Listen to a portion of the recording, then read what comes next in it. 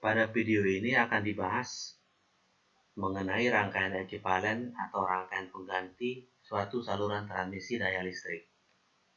Rangkaian ekivalen ini nanti ada beberapa jenis yang dibedakan menurut panjang dari saluran transmisi tersebut.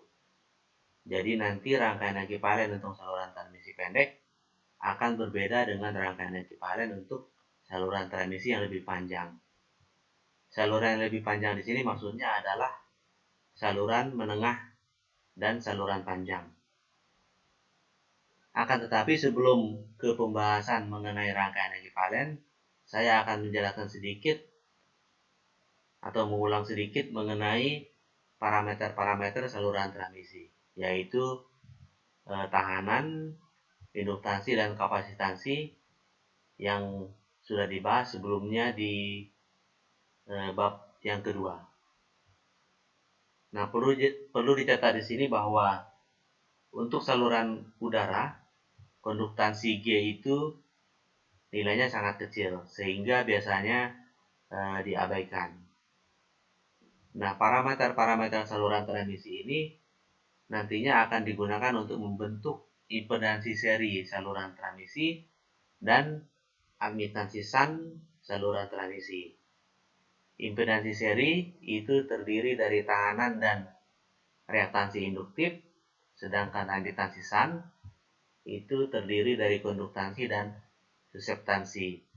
Nah, karena konduktansinya diabaikan, maka nantinya admitansi shunt itu hanya akan berupa suseptansi.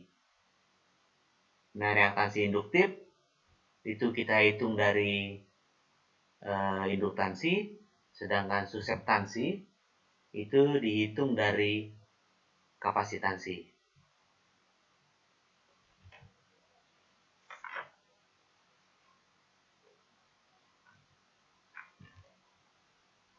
Nah, parameter-parameter saluran transmisi ini sebetulnya tersebar secara merata di sepanjang saluran transmisi seperti gambar ini. Namun untuk saluran pendek dan menengah, parameter-parameter ini bisa kita kumpulkan pada satu atau dua titik. Nah, ini biasanya kita sebut sebagai konsep rangkaian terkumpul. Ini kalau parameter-parameternya kita kumpulkan jadi satu atau dua titik. Nah, konsep rangkaian terkumpul ini masih cukup akurat untuk digunakan pada saluran pendek dan menengah. Akan tetapi untuk saluran panjang, konsep rangkaian terkumpul ini tidak lagi akurat. Nah, sehingga untuk saluran panjang, analisanya harus menggunakan yang disebut sebagai konsep rangkaian tersebar. Jadi, untuk saluran panjang itu kita nggak bisa lagi menggunakan konsep rangkaian terkumpul, atau parameter-parameternya tidak bisa lagi kita kumpulkan jadi satu atau dua. Ini untuk saluran panjang.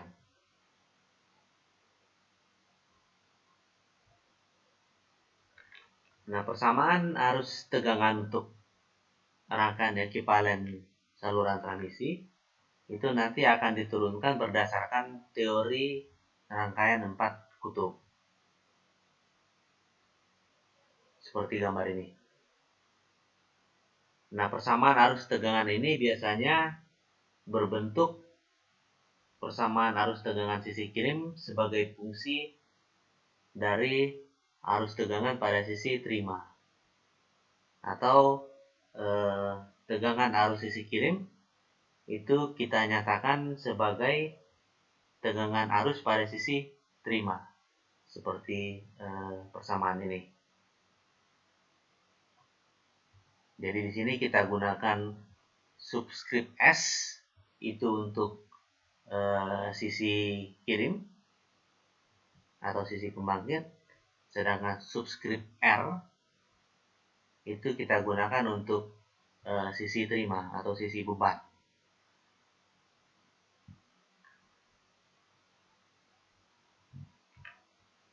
Nah, nilai-nilai konstanta ABCD di rangkaian 4 kutub ini itu nantinya akan tergantung pada impedansi dan admitansi saluran. Jadi besarnya nilai ABCD ini itu akan tergantung pada impedansi seri dan admitansi shunt dari saluran transmisi, atau akan tergantung pada tahanan, induktansi, dan kapasitansi dari saluran transmisi. Nah, rumusan untuk menghitung konstanta ABCD ini itu akan berbeda. Rumusannya tergantung pada panjang salurannya. Jadi nantinya rumusan untuk saluran pendek akan berbeda dengan rumusan untuk saluran yang lebih panjang.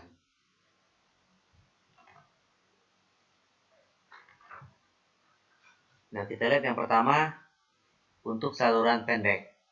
Nah, saluran pendek ini adalah saluran yang memiliki panjang kurang dari 80 km. Nah, untuk saluran pendek, karena dia pendek, kapasitasnya itu kecil, sehingga admitansi shunt-nya juga kecil.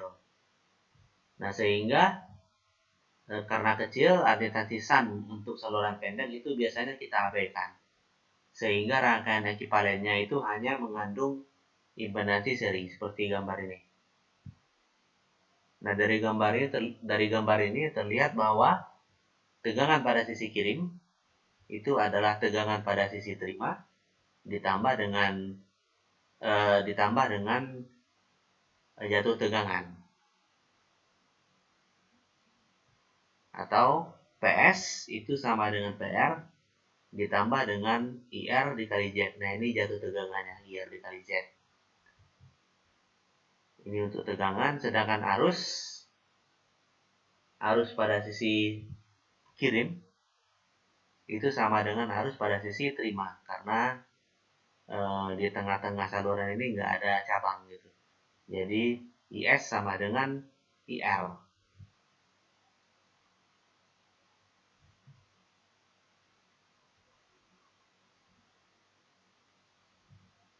Nah, ini tadi persamaan arus dan tegangan untuk saluran pendek. Nah, ini kalau kita bandingkan persamaan ini dengan persamaan arus tegangan dari rangkaian 4 kutub seperti ini, nantinya akan kita dapatkan konstanta ABCD untuk saluran pendek.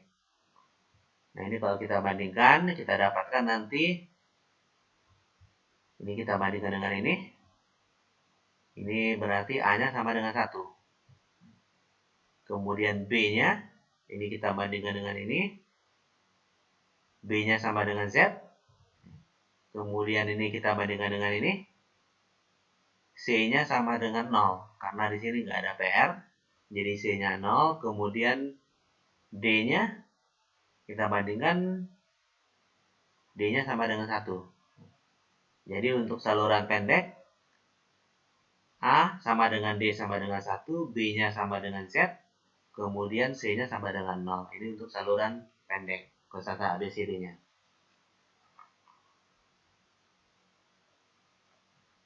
Nah, untuk saluran menengah ini adalah saluran yang panjangnya di antara 80 sampai 250 km. Nah, untuk saluran menengah, kapasitansi dan admitansi shunt itu sudah cukup besar, sehingga tidak bisa lagi kita abaikan. Nah, ada dua cara untuk menyatakan kapasitansi ini. Pertama, kapasitansi saluran itu kita bagi dua, dan masing-masing kita letakkan di ujung kirim dan di ujung terima saluran, seperti gambar ini. Nah, cara ini menghasilkan yang disebut sebagai rangkaian nominal P. Atau cara yang kedua, kapasitansi total saluran itu kita kumpulkan dan kita letakkan di tengah-tengah saluran. Nah, cara ini menghasilkan yang disebut sebagai rangkaian nominal T. Nah, kita lihat untuk rangkaian nominal T, yaitu rangkaian yang diperoleh dengan cara meletakkan kapasitansi total saluran di tengah-tengah saluran transmisi, seperti gambar ini. Nah, tujuan kita di sini adalah untuk menentukan rumusan untuk konstanta ABCD. Nah, konstanta ABCD ini nantinya akan merupakan fungsi dari impedansi dan admitansi shunt saluran. Jadi nanti ABCD ini itu dihitung dari impedansi dan admitansi shunt saluran transmisi. Nah, pertama-tama untuk mendapatkan rumusan untuk konstanta ABCD, pertama-tama kita dapatkan dulu persamaan arus tegangan sisi kirim sebagai fungsi dari arus tegangan sisi terima. Nah, persamaan ini bisa kita peroleh dengan cara mengamati rangkaian ekivalen gambar ini. Nah, ini kalau kita lihat dari gambar ini, PS tegangan pada sisi kirim ini itu sama dengan jatuh tegangan di sini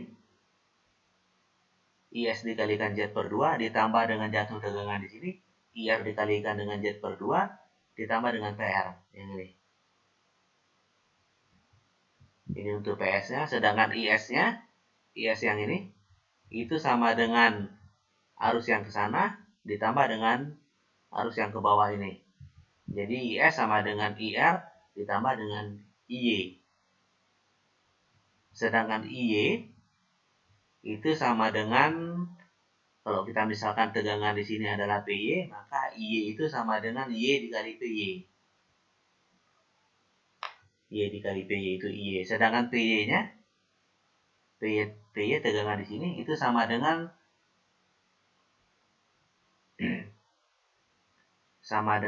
jatuh tegangan di sini Z per 2 dikali IR ditambah dengan PR. Seperti ini. Ini PY. Z per 2 dikali IR ditambah dengan PR. Ini PY. Sehingga IY-nya itu rumusnya seperti ini. Nah, kalau IY yang di sini kita ganti dengan ini, maka nanti IS-nya itu menjadi seperti ini. Jadi ini rumus untuk PS, yang ini rumus untuk IS. Nah, kemudian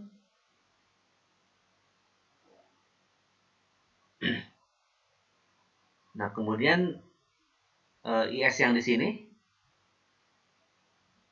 ini tadi PS IS dari yang tadi, dari yang kita dapatkan dari rangkaian tadi. Nah, kalau IS ini kita ganti dengan ini, maka kita dapatkan PS-nya menjadi seperti ini. Ini PS-nya, kemudian kita kumpulkan. Jadi ini ada PR, ini PR kita kumpulkan jadi satu. Kemudian IR kita kumpulkan jadi satu. Menjadi seperti ini PS-nya. Kemudian yang ini juga sama, IS yang ini kita kumpulkan. PR-nya cuma yang ini. Kemudian IR ini kita kumpulkan atau kita jumlahkan menjadi seperti ini. Nah, ini tegangan dan arus pada sisi kirim itu kita nyatakan sebagai tegangan dan arus pada sisi terima. Nah, kemudian kita bandingkan nanti persamaan ini dengan persamaan dari rangkaian 4 kutub. Ini persamaan yang tadi kita bandingkan dengan persamaan dari rangkaian 4 kutub. Nah, dari sini kita dapatkan A-nya sama dengan 1 plus YZ per 2. B-nya itu Z ditambah YZ kuadrat dibagi 4. C-nya sama dengan Y. Kemudian D-nya sama dengan 1 plus YZ per 2. Jadi ini konstanta ABCD untuk rangkaian nominal T. A-nya sama dengan D sama dengan 1 plus YZ per 2. B-nya sama dengan Z ditambah YZ kuadrat dibagi 4. C-nya sama dengan Y. Ini untuk rangkaian nominal T. Oke, kita lihat untuk rangkaian nominal P. Ini rangkaian ini diperoleh dengan cara membagi 2 kapasitas total saluran dan meletakkannya di ujung kirim dan di ujung terima saluran. Nah, tujuan kita di sini juga sama seperti di rangkaian nominal T, untuk mendapatkan rumusan dari konstanta ABCD. Nah, caranya sama. Pertama-tama kita dapatkan dulu persamaan arus tegangan pada sisi kirim sebagai fungsi dari arus tegangan pada sisi terima. Jadi kita cari dulu PS dan IS-nya, baru nanti kita bandingkan dengan persamaan dari rangkaian 4 kutub untuk mendapatkan konstanta ABCD-nya. Nah, PS, kalau kita lihat dari rangkaian ini, PS itu sama dengan jatuh tegangan di sini, I dikali Z ditambah dengan PR. Ini. PS sama dengan PR ditambah Z dikali I. Kemudian IS-nya, IS yang ini, itu adalah arus yang ke sana I ditambah dengan IC1 yang ke bawah ini. IS sama dengan I ditambah IC1. Yang ini. Sedangkan I-nya, arus yang ke sana, itu sama dengan IR ditambah IC2. Seperti ini.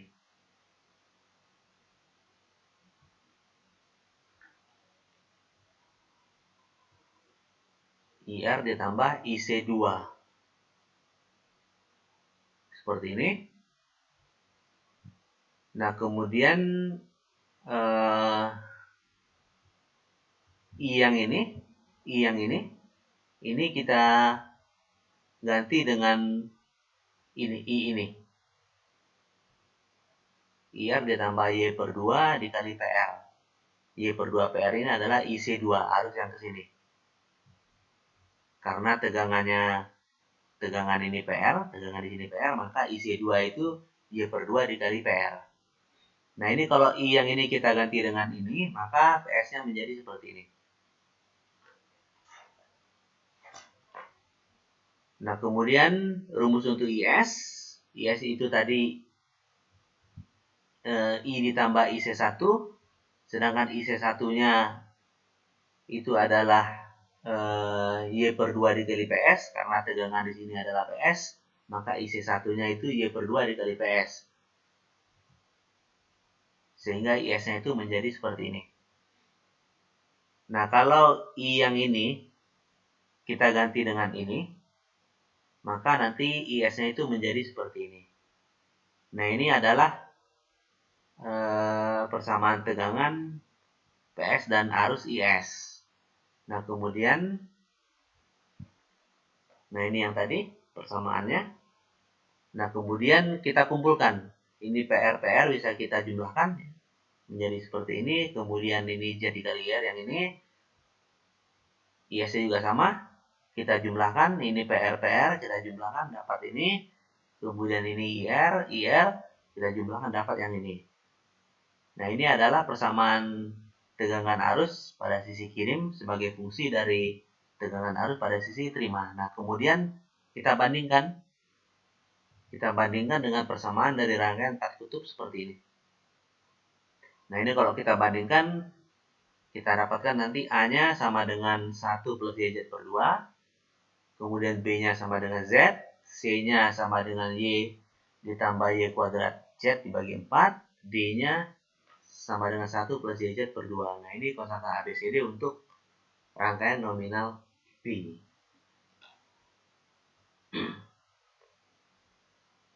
Nah, rumusnya kalau kita perhatikan hampir mirip dengan di nominal T. Bedanya cuma di B dan C-nya aja. Beda rumusannya. Oke, ini untuk rangkaian nominal P. Kita lihat sekarang untuk saluran panjang. Saluran panjang ini adalah saluran yang panjangnya di atas 250 km. Nah, untuk kasus saluran panjang, konsep rangkaian terkumpul itu tidak bisa lagi kita gunakan. Untuk mendapatkan hasil yang akurat, saluran panjang itu harus dianalisa dengan konsep rangkaian tersebar. Nah, ini adalah rumusan dari konstanta ABCD untuk saluran transmisi panjang. Jadi konstanta ABCD-nya itu merupakan fungsi dari fungsi-fungsi hiperbolik. Nah, ini bagaimana cara mendapatkan rumus ini. Nah, bagi yang berminat untuk tahu, itu bisa dilihat di catatan kuliahnya di bab yang ketiga. Di situ lengkap penurunannya, dari mana datangnya rumus ini. Bisa dibaca di catatan kuliahnya di bab yang ketiga. Oke, saya rasa untuk video kali ini saya cukupkan sampai di sini.